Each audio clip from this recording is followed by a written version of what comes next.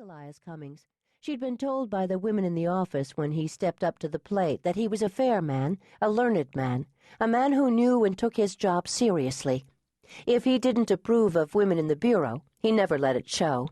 She liked his grandfatherly looks, the twinkle in his eyes. He had a sense of humor about everything except the bureau, and that's the way it was supposed to be. She wasn't sure he knew anything about her other than her name and social security number, so she couldn't help but wonder why she was standing here in this hallowed room with what the bureau considered its other top agents. Elias Cummings motioned for all 6 agents to take seats. They obliged, their eyes on the director and the 6 colored folders in his hands. They all knew something was up, something important. Erin could see the questions in her fellow agents' eyes as they wondered why she was here. Cummings addressed Erin first as he opened her file. His eyes were thoughtful as he skimmed through her performance evaluations. He didn't look at her until he got to the background check report. There was no twinkle in his eye when he asked her why she hadn't informed the Bureau that she knew several members of the vigilantes. "I beg your pardon, sir. Would you mind clarifying the question?" "It says right here," Cummings said, waving a sheet of paper in the air, "that you grew up with Barbara Rutledge, Myra Rutledge's daughter, and Nikki Quinn, Myra Rutledge's adopted daughter. Nikki Quinn is a member of the Vigilantes, as is Myra Rutledge." "That was 20 years ago, sir. We were children. We played together. We were friends. We stayed in touch for a while, but we got on with our lives. I did go to Barbara's funeral, and I cried the way everyone else cried. She was too young to die.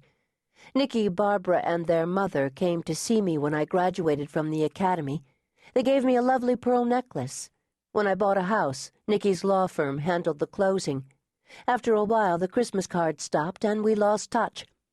I'm sure that's all in your file, sir." Erin could hear the 5 agents sitting around in a half-circle snickering. Well, maybe not all 5 were snickering, but she knew Doug and Joe were.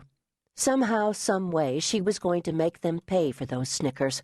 Her nerve endings started to twitch as she wondered if there was any way for Director Cummings to know how she had secretly rooted for the vigilantes the day they were arraigned in court, and how her fist shot in the air when she'd heard they'd gotten away. Was there any way for the director to know she followed their missions with joy in her heart?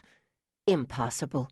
She let her elation show only in the privacy of her own little cottage, which she shared with a big old cat named Dancer. "It is, Agent Powell.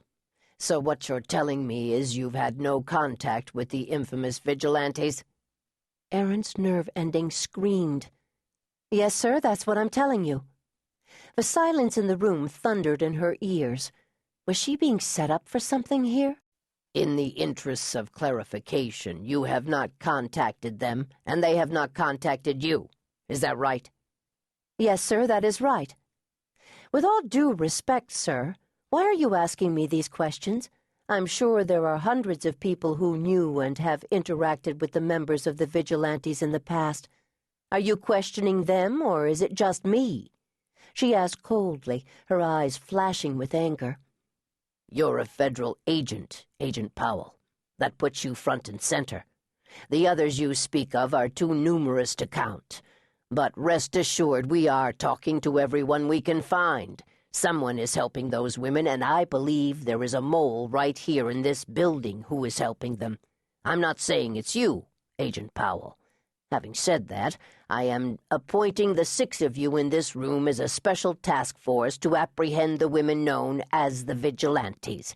You, Agent Powell, will use whatever you know about Myra Rutledge and Nikki Quinn to figure out a way to catch them.